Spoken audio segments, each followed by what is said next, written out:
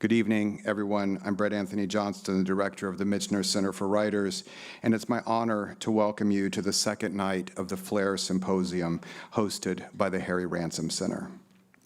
Like all of you, I'm thrilled to be here, and I'm grateful to everyone at the HRC, especially Director Steve Ennis and Erica Nunn-Kinneas, for hosting all of us at such a critical crossroads for the humanities. As you undoubtedly know, the humanities are shrinking at a heart-stopping rate. And in light of this week, I suspect that rate is going to accelerate perilously. It's an ominous, ominous prospect. In the 2023-24 school year, book bans saw a 200% surge. And again, my bet would be that the years to come will make a 200% surge look quaint. What seems increasingly likely these days is that these are just early symptoms of a larger, more insidious disease. For example, if books are being systematically removed, then certain readers are almost guaranteed never to see themselves reflected on the page. And if readers are denied their reflection in a culture, then it might suggest that the folks making the decisions have a vested interest in which cultural reflections are and are not available. We're in a moment where governments, institutions, and corporations are making it extremely easy, in some cases downright profitable and entirely legal, to eradicate those visions and voices that don't fit readily into their agendas. Enter then, at this critical juncture, an artist like Ayad Akhtar. In his tenure as the president of PEN America, the organization whose mission is to protect free expression and whose history is right now showcased in a powerful exhibit at the HRC, and in his work as a genre-blurring novelist and playwright, Akhtar epitomizes the commitment, courage, and curiosity that this very moment demands. His work has been published and performed in over 24 languages, and among his many awards are the Pulitzer Prize for Drama, the Edith Wharton Citation of Merit for Fiction, and an award in literature from the American Academy of Arts and Letters. His writing is unabashedly intellectual and irreverent, political and provocative, and regardless of form, it seems fueled by outrage and empathy in equal measures. Akhtar's most recent offering is McNeil, a play about a Nobel Prize-winning author who uses artificial intelligence to write a novel. As an aside, in case you're interested, there's a panel discussion tomorrow about AI in fiction writing at 11 a.m. as part of the Flair Symposium at the HRC. McNeil is a Lincoln Center Theater production enjoying a sold-out run and starring Robert Downey Jr. One of the reasons audiences keep flocking to it is how the play, according to the New York Times, raises broader questions about creativity and whether originality is even possible in our hyper-information-saturated age. In the hands of a lesser writer, the play would be an already stale polemic bemoaning the scourge of AI, but Akhtar's take is more nuanced, disruptive, and brilliant. I've gone from feeling like AI was an apocalypse in the making to feeling like it's an inevitability where our participation as creative writers is going to be central, he has said. I don't think it's going to replace us, but I think it's going to make us better, and I think it's going to make us worse. Tonight, I have no doubt that we will all be made better for having listened to Akhtar. Because in the end, this is what the humanities do, make us better. They invite us to participate in conversations that span not just periods of time, but time itself. The great vulnerability of the humanities is its profound and abiding distrust of efficiency, casting instead its lot with essence, choosing contemplation over convenience, and above all, placing community over isolation. So, it is with great pleasure that I ask you to help me welcome Ayad Akhtar into our community at the University of Texas.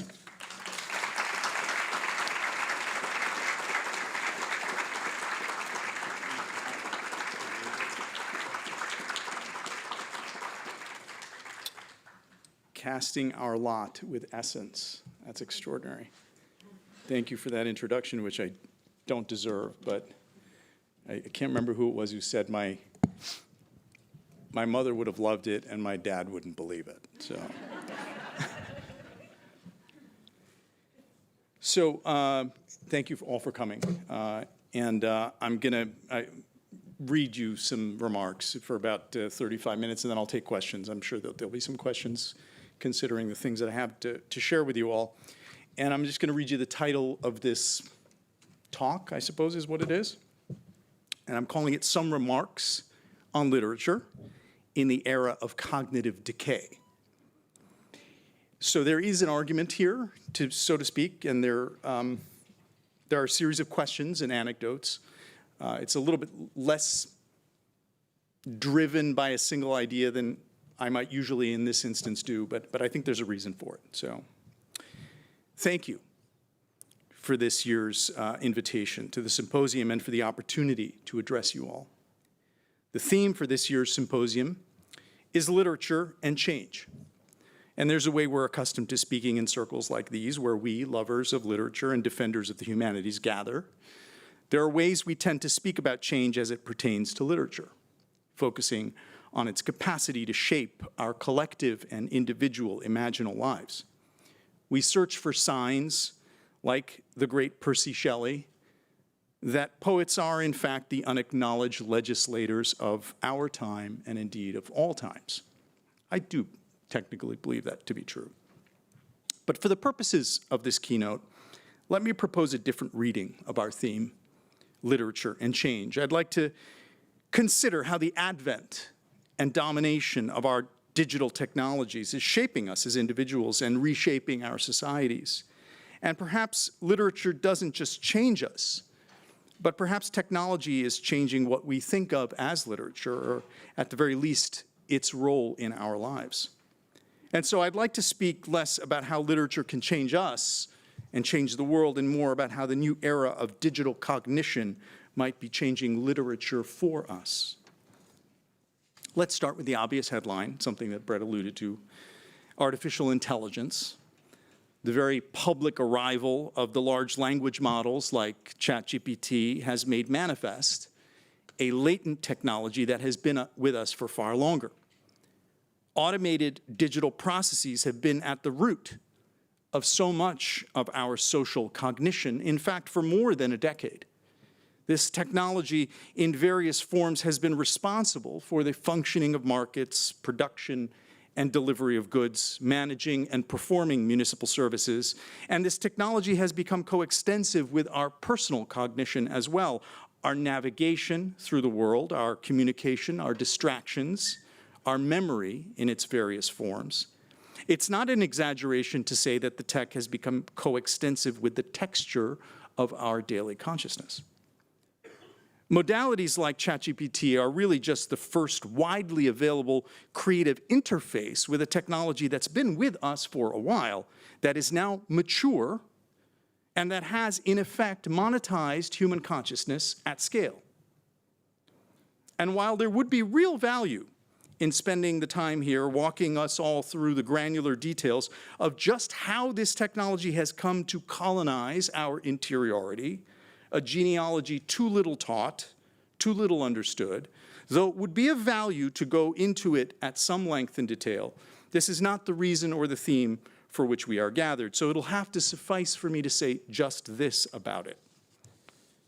Contemporary attention technology is, as I just said, mature, which means it knows how to accomplish its task, to keep us glued. In a word, the technology is surpassingly effective at keeping us captive, engaged with its screens, though engaged seems too active a verb for most of what we do with those screens. Hours a day we spend, most of us, At this point, public discourse itself is synonymous with the platforms on which that discourse takes place. The sites and apps and devices that don't just carry our messages, but systematize and shape them. We like to think of ourselves as having individual agency, but much of what we're doing is to operate as delivery devices for packaged outrage and passion, advertising, branded information, and entertainment, the data products packaged from and for the collective digitally channeled flow of human desire itself. In April of last year, this is April of 2023, 6 months after ChatGPT went live, I got a call from a friend, a former consultant and literature major in college, a brilliant fellow, soulful and learned, and running one of the larger Hollywood production companies. He told me he had hired a computer engineer in late January of that year and gave him the assignment of figuring out how to get ChatGPT to write a television screenplay. 3 months later, in April 2023, which is when we were having this conversation, my friend called and said that they had a script for a half-an-hour pilot that GPT had written, which they were circulating internally at the company. My friend felt it showed promise and was wondering if I would take a look. This is 18 months ago. So I read it. My wife, who's a director and an actor, read it too. Hands down, the most compelling television script I had read in a long time. Not even close. And by compelling, I don't mean good. I mean that the script had my number in the same way that my phone has my number and keeps me reaching for it even though I have no idea what I'm looking for in the phone. I checked my email 30 seconds ago. The AI-generated script was unaccountably compelling to me in the same compulsive way. The computer seemed to know something about how to manipulate attention in narrative in a way that I, a writer, do not know how to do myself to a reader. To me, in a way, that was the most interesting thing about it, and very interesting indeed. And the prompts. When I asked my friend what the prompts were that created the script, my friend explained that every quarter, studios and networks provide agencies and production companies with memos laying out their guidance for the kinds of shows and movies that they're looking to buy and develop. My friend fed 8 quarters of studio guidance into GPT. That's it. 8 quarters of memos from studios and networks, and the chatbot itself identified a character set and a storyline that would hit the center of that quarterly guidance Venn diagram. No human made an actual creative decision to generate that very competent, very compelling script. That was 18 months ago. What I've seen since, because I have continued to follow this, is that the story technology has evolved and is only more startling. The leaps that AI story tech is making are truly mind-boggling. It is now an open secret that the creative use of AI in Hollywood is becoming the norm.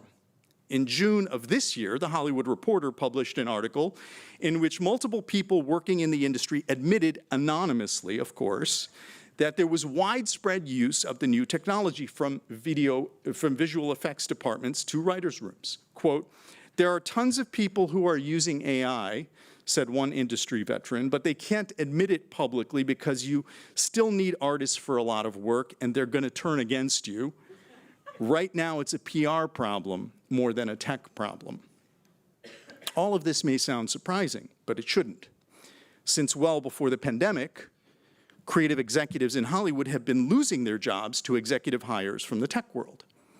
Keyword searches are now responsible for story notes and budget decisions. That Amazon started that process. Studios are running scripts and pitches through AI to see if the parameters of demand dictated by the data are being met. Data is a convenient way not only to defer blame for failure, that timeless Hollywood preoccupation, keep your job, but more importantly, to offer an illusion about certainty regarding the viewer. That is starting to seem less and less like an illusion and more like a reality. Case in point, about 3 years ago already, I remember having a heart-to-heart with a major film director and screenwriter friend, and we were commiserating about the creative notes we were getting from studios and streamers on various projects that we were working on. It had seemed to me, and to this director as well, that it was becoming impossible to discuss and depict complex human motivation without pushback. It was as if the executives were in dialogue with often very thoughtful, very well-read people, were convinced that audiences at scale were not only less interested, but less capable of understanding anything but the most basic human drives as character motivation: sex, power, money, revenge. Emotional complexity was now described as muddied stakes. Narrative complexity was described as confusing. Audiences, we were being told, wanted to know what something was up front. They wanted to decide whether or not the thing they were watching was a thing they were going to keep watching, not only because they had other options, but also because they couldn't pay attention to anything that required too much thinking. Ambiguity was not an asset. Characters who did not signal their likability up front were not viable pegs for increasingly fickle focus. Not to mention, if you couldn't boil it all down to a single sentence concept that was communicable in an ad campaign and could be iterated and reiterated in episode after episode, then it was less of a sure thing. To some of us who'd been working in Hollywood for a while, none of this was new. But the sheer scale of it was. The dominance everywhere, at every studio and network, in every conversation, as if everyone was reading the same data set and coming to the same conclusions. Executives strategized about ways to get hold of a diminished attention span for an audience that they were training to have a diminished attention span. They were competing with each other, but also with the devices in people's hands. Everyone acknowledged it was a race to the bottom, a congeries of lowest common denominators to ensnare the viewer. What did this mean for storytelling?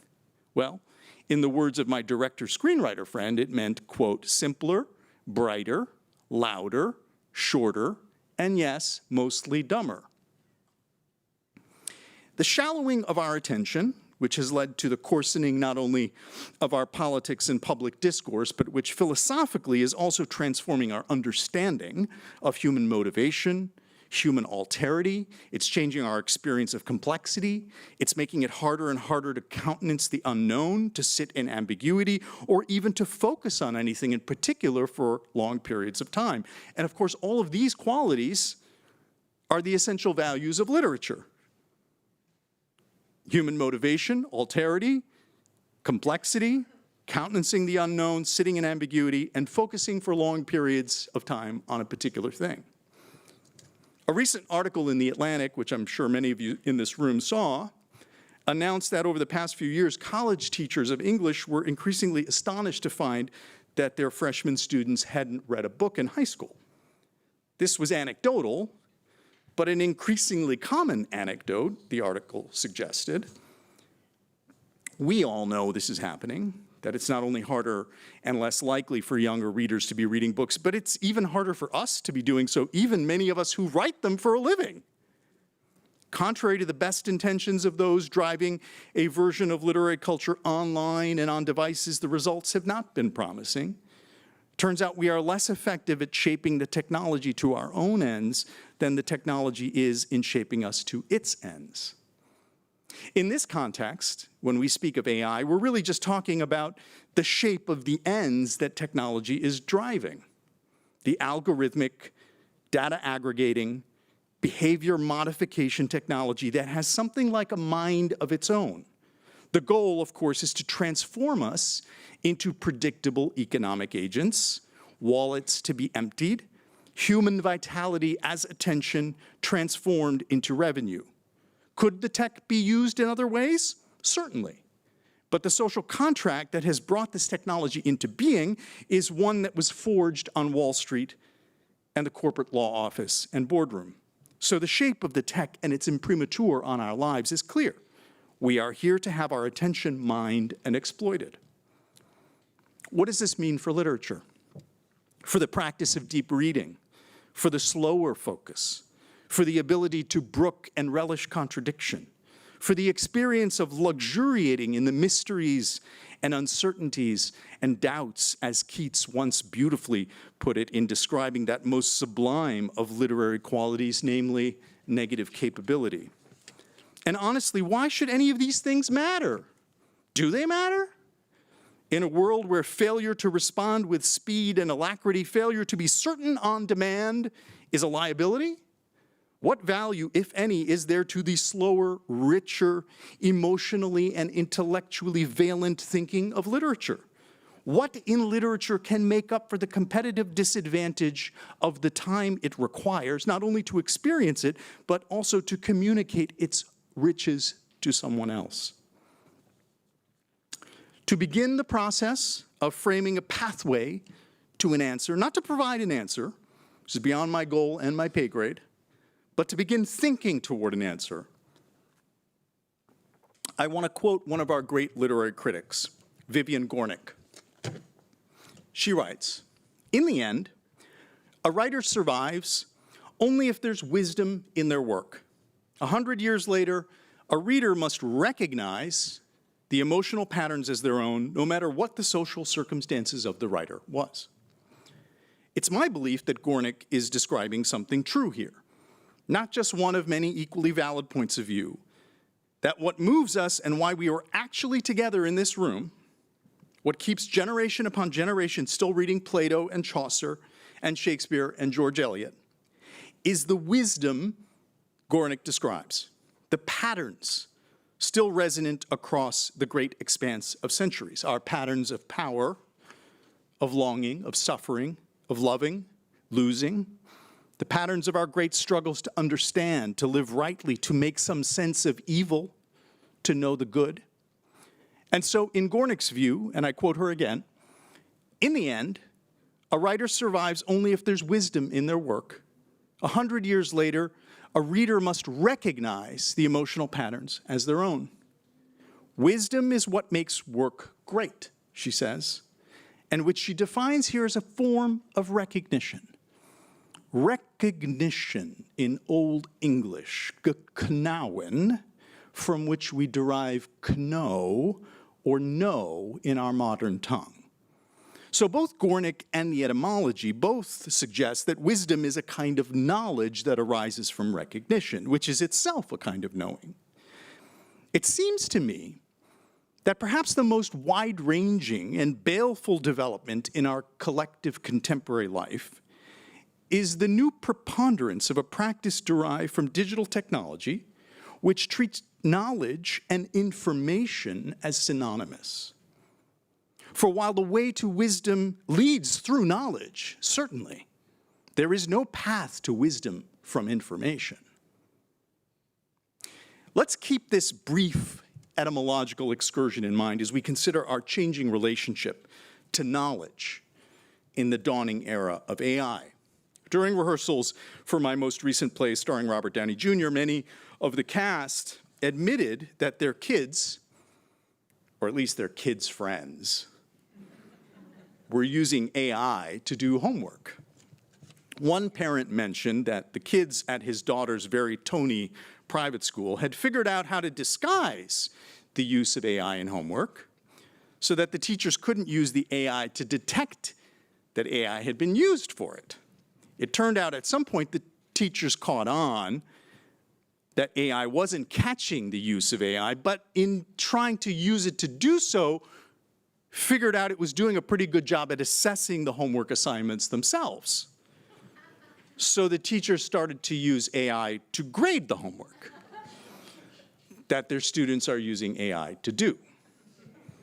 There's something curiously opposite about all of this, an endless circulation of the known in a loop that doesn't seem to advance any human understanding, information that never becomes embodied knowledge.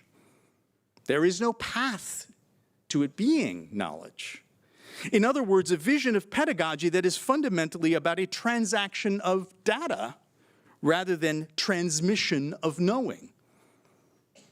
Like Aristotle, I believe that we as a species are essentially defined by our urge to know, that this is what is highest and best about us, that this urge to know is where the spark of transcendence shines most brightly, most clearly in us, our urge to find knowledge, which is the precondition and raw material for wisdom, which is why literature matters to us, I think, because it speaks to this part, this dimension of our being, what's most pernicious about the world we're making, a world where data yields information and information yields power, not wisdom.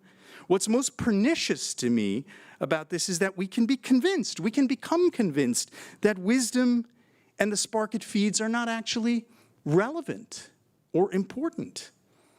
That even the idea of such a spark or a soul is not a useful metaphor to us any longer. Not that I believe it's a metaphor.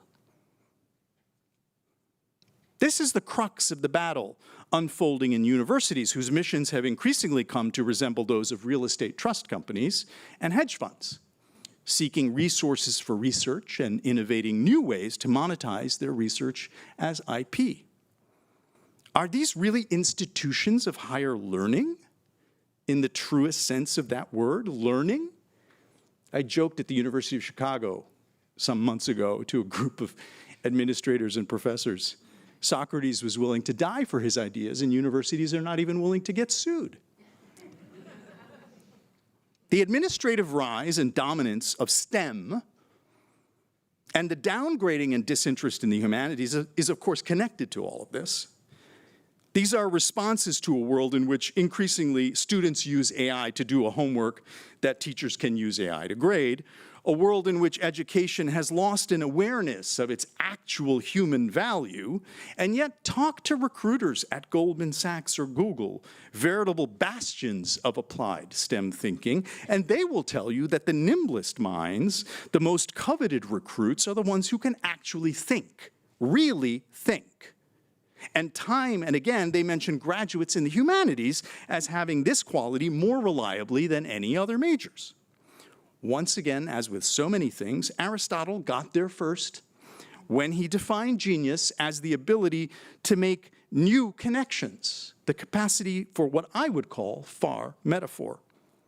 This is what the humanities have always been about, connections, metaphor, which is the soul of literature itself. Change invariably breeds adaptation. If one of the adaptations of this new era of digital automation is a recognition that we need a new kind of homework and a new kind of relationship between student and knowledge, one that perhaps resembles a more ancient one, person to person, face to face, mouth to ear, not screen to eye, well, then maybe something truly positive can come out of it, not just for us, but for literature too. I'd like to begin wending my way to a close by sharing a personal story about how I, when I was 15, discovered literature. I was starting junior year in high school in Milwaukee, Wisconsin. I'd signed up for an elective that I'd heard from a lot of kids was really good. It was called World Literature, and it was taught by a teacher named Miss Dörfler. I remember homeroom that first day of the semester and the football jock sitting next to me asking what my third period class was. I told him it was World Lit with Dörfler. Dude, Dörf is gonna blow your mind, he said with unfeigned awe. Truth was, Miss Dörfler, as she was known about school, had quite the reputation for changing kids' lives. She was one of those teachers nobody ever made fun of, but not because she was trying to be your friend or because she was entertaining. She exuded a kind of presence that made you realize you were with someone who was truly remarkable. By the time I met her, she was in her late 50s. She'd been through 5 husbands. She lived on 40 acres of land north of town where she kept 10 Great Danes and tended a farm-sized garden every morning at 4 a.m. before coming into school. Dörf, as she was known, carried herself with a regal bearing that you wouldn't have expected from someone with a nickname like that. An innate nobility that was not an affect, I recognize now what it was, though the 15-year-old in me back then could not have. It was the resonance of someone truly committed to an authentic life, to a life lived, in fact, by the illumination of literature. Our first day of class, she assigned a short story by a Swiss writer named Dürrenmatt. It's called The Tunnel. I went home that night and I read The Tunnel.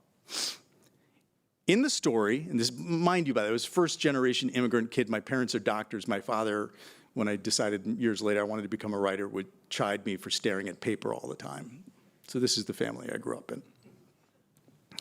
So in the story that I'm reading, a man wakes up on a train. He has no idea how he got there. He has no idea where the train is headed. Confused, he tries to find out what's going on. Traveling from one car to the next, approaching fellow passengers, he hopes someone might have more information about the predicament that he's found himself in than he does, but they don't. In fact, most are far more concerned with whatever's going on in their berths, the romance, the newspaper they're reading, the nap they want to keep taking. The protagonist finds a junior conductor who tells him that maybe the supervising conductor can answer some of his questions. But that turns out not to be the case either. And finally, having made his way through the entire train to the front locomotive, our protagonist finds the engineer who is steering this train, a madman, shoveling coal maniacally into a furnace.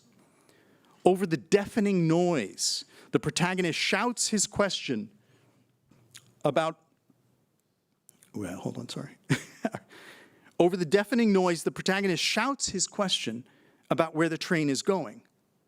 But the driver just points to a ladder leading up to the roof. Our hero climbs the ladder and peers out over the front of the train where he sees an endless pitch-black tunnel into which the train is tumbling with an unstoppable fury. The story comes to a close as he stares into this abyss, overcome with a primal terror.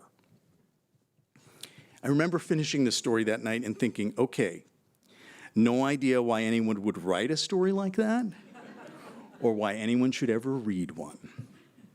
Bizarre didn't cover it, didn't give it another thought until the following morning. Next day, Durf comes striding into class, her right hand buried, as it often was, in her sport coat pocket as she played with the set of keys she usually kept there. She walked up to the front of class and wrote the name of the story out on the chalkboard, The Tunnel. And she turned to us and asked, "What's the meaning of the story you read last night?" We looked around at each other. Meaning of a story? What is she even talking about? No one had an answer. She waited, still no answer. And then she started to speak. The train is life. Sometimes one of us awakens to the question of what it is, where it might be headed. We seek the answer from those around us, only to find that most are not interested in an answer. Many don't even know there's a question. The one who seeks to know will keep searching until they are confronted with a perplexing truth, that life is hurtling us into a great unknown, like the train tumbling into the abyss of that dark tunnel. And when confronted with this naked truth, our deepest reaction is profound and primal terror. Very appropriate. I think that's exactly right. That's, thank you. What happened to me in that moment was unlike anything I'd ever experienced. Something cleared in me. There was a bright silence and spaciousness, as vast and infinite, and this perspective that just opened up. All the murkiness of my adolescent life vanished in a moment of inspiring and crystalline purity. It was 15 seconds, give or take, that feeling. And it was already clear to me that literature was going to be my life. The recollection of that clarity has never left me. A moment of wisdom, embodied, lived, a moment of grace. literature as the vehicle for a kind of human experience that has pointed the way for me all of these years. I often say to young writers who ask me for advice about the writing life that I don't really have any. Nothing worked for me until it did. No silver bullet, no hack to share. I started wanting to write after that class when I was 15, and I didn't break through till I was 39. That was 24 years. Nobody was going to tell me. There was just no way. Nothing worked. My secret was just this. I had the good fortune of falling in love so deeply with something that I never fell out of love with it. And that love has kept me going through years and years of hardship and difficulty and kept me capable of the tenacity that it would take. The only advice I have to offer, I often say, is to figure out how to fall in love with what you do so deeply that you never question whether or not it's worth the trouble. To me, the trouble is definitely worth the trouble.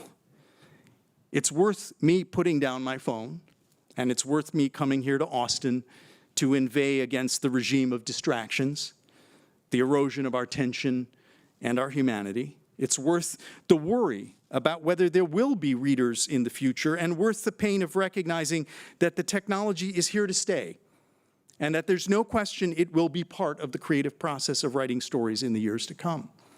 It's worth believing in a thing that many of us worry may not have as robust a future as we hope. As Fitzgerald, the great Fitzgerald, once wrote, the test of a first-rate intelligence is the ability to hold two opposed ideas in the mind at the same time and still retain the ability to function. One should, for example, be able to see that things are hopeless and yet be determined to make them otherwise. For me, Fitzgerald isn't just describing the kind of mind that literature creates in us. He's also describing our task as lovers of literature in an era of advanced cognitive decay.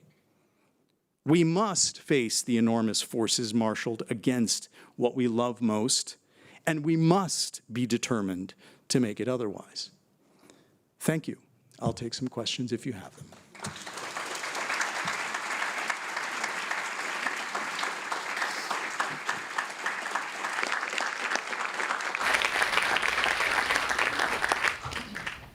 And if you don't have them, we can go and drink. Hello.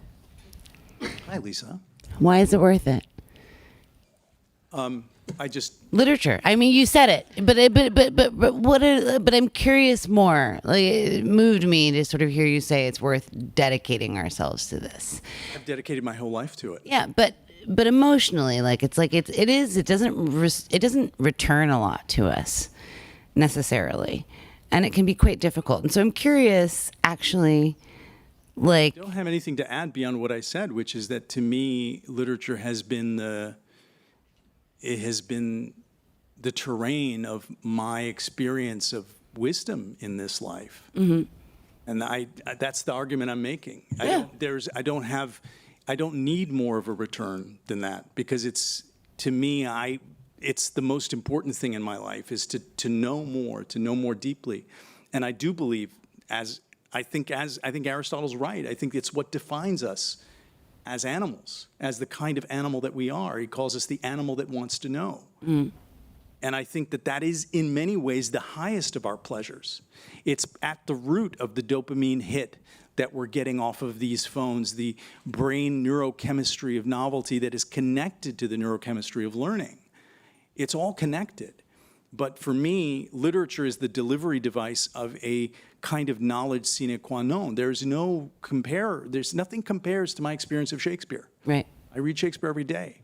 He makes me better. He lifts me into a different order of complexity and depth. That's what I live for. So for me, that's the answer. It may not be a sufficient answer for it is people, but it was the answer that got me through 24 years of indigence and failed marriage and et cetera, the waste that I made of my life in trying to pursue this ridiculously, impossible dream of becoming a writer. So. Thank you. Oh, my God, you're so welcome. Hi. Hi. When you were talking about this assault of media and AI and all these things, I had this image in my head of medieval monks who cloistered themselves from humanity to be closer to God. And then I thought of modern monks who are cloistering themselves from this media to be closer to who we are as humans, to humanity. And it got me thinking, and then I got, it's a good screenplay, but then I know AI will do a better screenplay than that. And then I thought, but my question is there some, and I thought about maybe there's some subculture that can evolve that somehow cloisters itself from this environment that we live in today that's only going to get worse, most likely. And so what's the solution, or what's a path for people who choose to not be part of this? I mean, beautiful question, great idea, by the way, for a story. I love that idea. I won't take it, don't worry. That's okay, I'm not a writer, so you can take it. Okay. Let's see what AI does with it. What an exquisite moment, I think, because I think what's happening right now, in a way, as in the most humble form, is really the answer, which is, I think, dialogue. I do think that, all of the great spiritual traditions talk about the truth as being something that is heard, not seen. And that in the Vedic tradition, enlightenment is a sentence one hears. One has to work to be prepared to hear it, but then the universe speaks the sentence, or the sentence finds you. I do think, when I said mouth to ear, that there is something essential about that from the pedagogical point of view, that there's something about the transmission of knowledge, the transmission of experience, of the value, the accrued value of human experience as it's transmitted from one person to another in presence. I don't think for me, an example, I don't do creative Zooms anymore on the various projects that I'm involved in, because I find that there's the quality of creative thinking that's happening in the presence when I'm working with another writer, there's no comparison. It has ended up being just a waste of time to be doing a lot of Zoom creativity, because when we get in the room, we throw it all out and it's not worth it. But I'm now constantly traveling to Los Angeles to work with people who are used to working on Zoom and they're okay with it, but I can't. I'm not saying anything about other people. I'm just saying this about myself and the work that I do. I think that is part and parcel of, I think there is going to be a counter movement, and I think that presence is going to become something that people will understand its value. I don't think we're there yet, but I do think that it's not a tenable future where students are using AI to do homework and teachers are using AI to grade it. That's just not a tenable future. So there's going to have to be an adaptation. Thank you. Thank you. Hi. Hi. So I'm trying to figure out what the word is now. We work in a commercial art, right? When you write anything, film, television, literature at this point. And there's been this tension over the last 20 years about entertainment, right? Illumination versus entertainment, a Marvel movie versus something with more depth to it. But I'm beginning to think that what these devices do to us is not entertainment, right? When I'm on TikTok for 2 hours instead of watching a movie or reading a book, am I being entertained by switching every 30 seconds? There's something different that I'm paying attention to. And I wonder if you have a thought about what the word is that we're experiencing when we're locked into these devices. I think that the zombie narratives resonate for a reason. I think that we feel something is happening to us. And I don't know what the word for it is other than something banal like hypnosis or, inducement. I do think the technology is, when I said earlier that it would be of great value to walk us through this process, I worked for 4 years on a show about Mark Zuckerberg and Sheryl Sandberg. And the development of the engagement technology that is at the root of the extraordinary amount of money that Google and Facebook generate, which was created by Sheryl. And the sort of assiduous process of understanding how to capture our attention is really, it's an astonishing tale. And the purpose of it is to turn us into receptacles for packaged product. That's the purpose of this stuff. There's a good reason why none of them let their kids use smartphones. I mean, Sheryl Sandberg famously would not let her kids use smartphones. So I think you're right that if Horace tells us in Ars Poetica that the purpose of art is to delight and instruct, and we look at the history of film and we see instruction on the side of the Lumieres and we see Edison giving us delights, we still recognize those as kind of oppositions of the same phenomenon in some way. And somehow what we're experiencing in this new regime of content, can't even find another word for it, it's content, right, is not the same. I think you're right about that, but I don't know what the word is. We'll figure it out. Thank you. Yes, sir. Thank you. I have a question about regimes in the context of the advanced cognitive decay that we are surrounded by.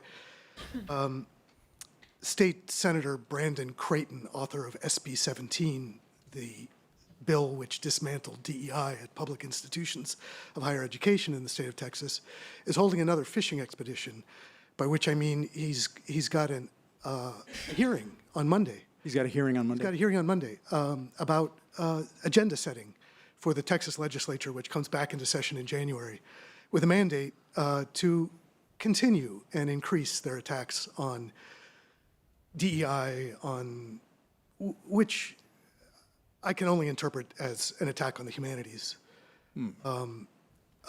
These fishing expeditions are, of course, opportunities for the public to give testimony to those legislators, not the Percy Bysshe Shelley version of the legislator, sadly. Well, he did say the unacknowledged legislator, so it was not, so nobody would call him a legislator as anybody that Percy Shelley would call one. Yeah. So I'll get to my question, which is I'm enjoying the ramp up. I mean, so. yeah, the question is, what do they need to hear from us? I mean, these are fishing expeditions. They're invitations for those of us who are opposed to their agenda to give them a roadmap for what to come after next. Well, I don't know if you're going to like my answer. Thank you. I feel that we made a big mistake. And I think the big mistake we made was to focus on difference and not unity. I don't think that literature at its best is about difference. And I don't think that pivoting to a vision of literature as advocacy or literature as representation it has the juice of what we do. It doesn't have the juice fundamentally. It doesn't have the raw existential power to stand in the face of a stupid question. Because we're being transactional too, it turns out. And you know what? Our transactions just don't generate as much money. So if you're going to play that game, you better come up with something good. And I don't think that the advocacy identity piece of it is a good enough argument to stand in the face of that stuff. I do think there's an argument. I think Socrates would have a very good argument. And I think it has to do with our permanent education as individuals, as societies. I think we've become a society that doesn't recognize the importance of cadence and rhythm and melody in human thought, which is taught to us through the body as children. And that eradicating music education has downstream effects on cognition and the development of our cognition. I think that the humanities have the capacity to develop things in us that need developing. They are what we are, as Aristotle says. I believe all of those things to be true. And that if we allow ourselves to become the thing that STEM and the economic agenda and us as economic agents, homo emptor, the one who buys as opposed to the one, homo sapien, the one who knows. If we allow ourselves to be transformed into the homo emptor for the system, then you better have an argument about how you're going to generate more cash than they are. So that's may sound facile, and I'm trying to get to the heart of something that is a much bigger issue. But yeah, that's my general answer, yeah. Before I came to writing school, I studied human-computer interaction, and my master's project very briefly led me to a startling conclusion, which is that the way to become more creative was to be bored. Which is startling to me. I mean, it's a well-known fact, in effect. And I was curious in terms of mounting a resistance to, the cognitive decay that you talked about. How do you use boredom in your life? That's beautiful. I get tired easily, and so I spend a lot of time. When I was first dating my wife, and then we moved in together, she said, it's so funny, I always thought writers write. I had this image of a writer, like they actually sit in and do some writing. You just sit on a couch all day. What are you doing?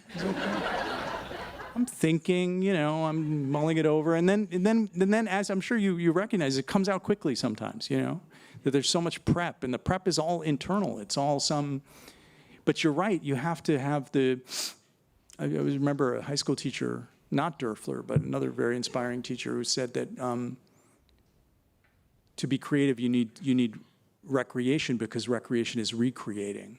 It's the recreating process. So some form of mental recreation is, one that does not fill me with anxiety and confusion, and doesn't, subsume me into this ever-present presentism. I was reading at the archive here, and this place is unbelievable. This place is so astonishing. I spent the day reading Arthur Miller and the early drafts. Eric was kind enough to point out some early drafts of All My Sons, and Saul Bellows' very first draft of Seize the Day, which he wrote in 2 notebooks, almost like unblotted lines like Shakespeare. I mean, ridiculous. But you could see a different rhythm at work, that there's a playfulness and a kind of, it's a focused unfocusedness, which feels maybe not like boredom, but close to it in some way. Didn't answer your question, but I talked about it a little bit. So. Yeah. Hi, I'm wondering what you think of the charge of escapism or escapist fantasy when it's lobbied at media or literature as a critique of it as a shallow or illusory experience. Do you see escapism as a legitimate function of literature, or is it coming at the expense of those moments of transcendence and confrontation? I mean, obviously, I don't know. You probably have a better idea about that. I mean, I think all I would say is I just go back to Horace, because I think he's probably right when he says that the purpose of art is to delight and instruct. And I think there's probably always some balance between those two things. And maybe what we think of as escapism is maybe more on the delight side. But if there's no instruction happening, then it kind of gets bored too. The escapism in a new world, in a new reality, an alternative universe, or a different field of human behavior that we're not familiar with, there's a delight in that kind of instruction as well. So, maybe I have spent more time being interested in the instructing part versus the delight part. But honestly, it's really about how to instruct delightfully, or how to delight. It's always that combination. So for me, yeah. Thanks. Okay. Oh no, we have. I can sit down. No, please, you can stand. I was wondering I was curious about your intuition. I was wondering if you would speculate, not on if this could be true, but whether you think it will be true or not, which is the idea that in the near future, with the increasing over-engineered content, Pixar scripts to the nth degree, the thing you described in the first half of your talk, of this content we can't look away from, books we can't stop reading that are engineered for us. There is a possibility that in a world full of all that, it will cause this renaissance of people wanting something different. We'll build up an immunity You know, we get, or it's just opium that we'll continue to be addicted to. Right. And I'm just curious if you have an intuition about which way that might go.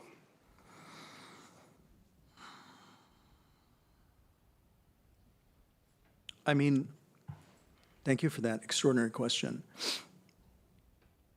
The Renaissance is, of course, a renaissance, a rebirth. And the English Renaissance, which I've spent so much time thinking about, but also the Romans, Renaissance of a different sort, and of course the Renaissance qua Renaissance, as we understand it, were all moments when we looked back at antiquity, looked back at the Greeks, or in Shakespeare, or the English Renaissance, looked back at the Romans and the Greeks. And to be once again brought into the stream of that extraordinary depth and unprecedented seriousness of human purpose. You know, I think of Athens, the time of Socrates, and I think of a city that has lost to Sparta, that has been decimated by a war. There has been a famine. Much of the city has died. And Sparta took over Athens and installed 30 tyrants.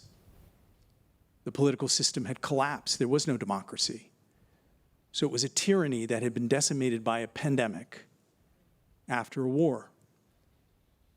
Those were the Hobbesian conditions which birthed the greatest experiment in human thinking that we've ever had. The foundations of everything that we believe to be of value politically. So I do think that obviously bleak times can bring about renewal, but it requires tremendous seriousness. And in the case of the Greeks, there was a tradition, there was a pre-Socratic tradition that birthed the extraordinary seriousness of Socrates. And I don't think we can't get there by being facile. These are real things that have to be confronted, and human thought has confronted them in the past. So Renaissance, to come back to the idea of there being a Renaissance, a renaissance, a rebirth, I'm not sure that there can be a rebirth without a recognition for the necessity of a knowledge to be retrieved, or an educational process that allows people to develop the capacities to recognize those things.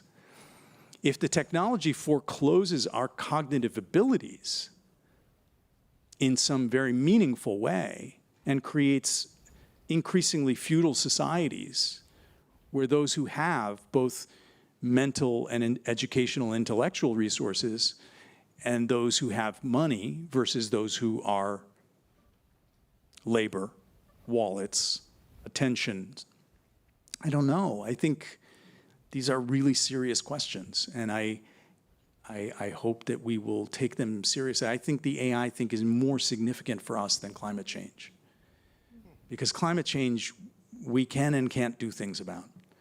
AI is something we have power over. We have power to steer the future of our interiority. I think I'm, unfortunately, do one more question and then we're done. Just because she stood there, I mean, I gotta just. Thanks. My name's Juliana. Hi, nice to meet you. Good to meet you. I had a friend send me an AI program recently, and he suggested that I put a play that I wrote into it, because it would generate a podcast where Google Ellen. Yeah, it was very interesting. It misinterpreted a lot of things, but it also pointed out a lot, like there was some comprehension there that I was surprised by. But I was really struck because the bots kept saying that it was really a play about living with trauma. And they used the word trauma a lot, like more than I would like. And I really was like, no, it's not. And I let it get to me a little bit. And I wonder if you can reassure me that the AI is not telling me something about my play that I don't know. That's a tall order there. I may be many things, but psychic is not one of them. So I do have a friend who is a dramaturgical psychic. You tell him about your play, David Ajme, do you know David Ajme? No. He has a play up on Broadway now called Stereophonic, which won the Tony. Okay. Yeah. David has an uncanny ability that if you tell him a story, you don't even have to, you just have to tell him a few sentences and he'll tell you what the problem is and how to solve it. And he doesn't even know what he's talking about. So you're asking the wrong guy. I can direct you to David. But let me tell you about my experience with Notebook.lm. So my German translator of McNeill is one of the great brilliant novelists in the world right now, Daniel Kellman. It's a dear friend who I think worked with Lisa. Isn't that right? Yes. And so he's translating McNeill, and he is the one writer I know who has true situational awareness. This is a term that's used in the AI community for people who actually understand what's happening. So Daniel has real situational awareness. So when Notebook.lm went live, 10 minutes later, he was using it. So he was aware that this tool, he uploaded McNeill into Notebook.lm. And he sent me the podcast that this program created in 30 seconds, an 11-minute podcast about the play that was just about to open. I sent that podcast to Jeff Goldberg at The Atlantic, David Remnick at The New Yorker, and Ben Smith at Semaphore. Ben Smith and David Remnick did not realize that they were not people speaking in this podcast.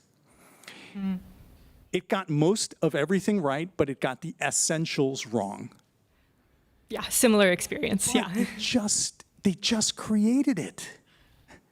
And in 30 seconds, it created an 11-minute illusion of a conversation that is better than any review that anybody has written about McNeill, that actually addresses structure and theme in ways that even the so-called highbrow reviewers in New York were not able to recognize.